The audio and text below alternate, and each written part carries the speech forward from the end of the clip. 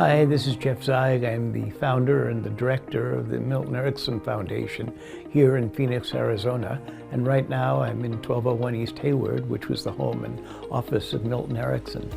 I want to take you back in time, take you back a few decades in time to my initial introduction to Milton Erickson, which was December 2nd of 1973. I had just completed my master's degree. I was a licensed therapist, marriage and family counselor in California, where I was living at the time. And I had written to Dr. Erickson and gotten the opportunity to come to Phoenix to learn something about his approach.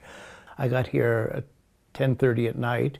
I came to the door and Roxana, Dr. Erickson's daughter, greeted me and said, "This is my father, Dr. Erickson," and he was seated in this chair to my immediately left.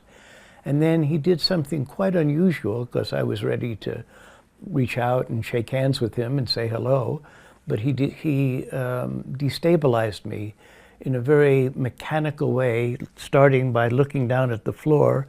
He looked up in a kind of stepwise ratcheting movement, looked across, same kind of movement, caught my eye, probably defocused. His eyes looked through me and looked down the midline of my body without saying a word, but suggesting, go down inside. Well, Roxana took me by the arm into the next room and explained that her father was a practical joker, but there was no practical joke. That was a complete induction of hypnosis. No words were said, no words needed to be said. I could respond to the implicit meaning of Dr. Erickson's message. It was a demonstration of some of the power, some of the creativity that he had and that he used so ably in helping people to get over some of the issues that they were stuck with and they were suffering with in their psychological, social world. Let's go into Dr. Erickson's office and see what transpired the next day when I had a teaching session with him.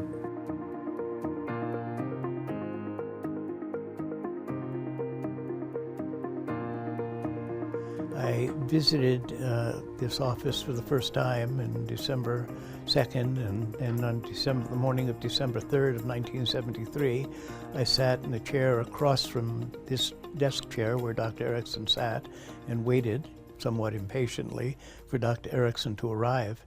Mrs. Erickson wheeled him in. He was confined to a wheelchair, and awkwardly, painfully, I imagine, he flopped down in the office chair and looked down at the ground.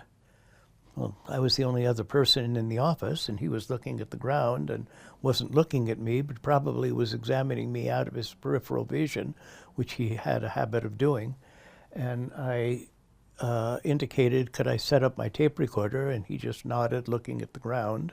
So I went out, got my tape recorder, put it on the desk, and looking down at the floor, Dr. Erickson began, and he said, "This purple telephone," and there actually was a purple telephone on the desk, was a gift from 4 graduate students, 2 of whom were passing their major course and failing their minors, and 2 of whom were passing their minors and failing their majors. The 2 who were passing their majors and failing their minors passed all. The 2 who were passing their minors and failing their majors passed their majors and failed their minors. In other words, they selected the help I offered. And then for the first time he looked at me, and I remember being momentarily breathless when his eyes caught mine, and he said, "Concerning psychotherapy," and he began telling me a case of psychotherapy in which he was able to utilize some of the circumstances to help a psychotic patient.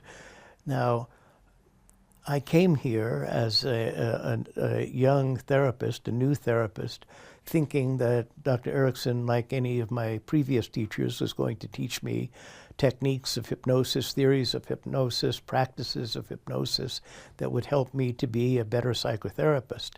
But that really wasn't what happened. It wasn't what transpired. He was very impaired, had some use of his right hand, but sometimes had to guide his right hand in order to be able to mechanically move it where he wanted it, and suffering from the disabilities that polio had left with him. His vision was double, his hearing was impaired. He was speaking by virtue of not having false teeth in his mouth, breathing by virtue of half a diaphragm and a few intercostal muscles. And yet he exuded into the air a sense of being glad to be alive, and a sense of being interested in learning, interested in what he could learn about life and about himself and about Jeff Zeig. And that moment indelibly made its way into my mind, my heart, my spirit, and fascinated me with Milton Erickson, and which has been a lifelong fascination in my professional career, to try to understand and try to replicate some of the patterns that Dr. Erickson brought to life in his distinguished career.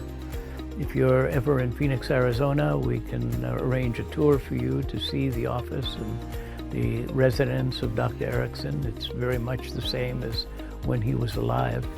So thank you for joining me, and thank you for your interest in the Erickson Foundation and its activities. And I hope that you go to ericksonfoundation.org, erickson-foundation.org, and learn more about our activities. This is Jeff Zeig here in Phoenix, Arizona.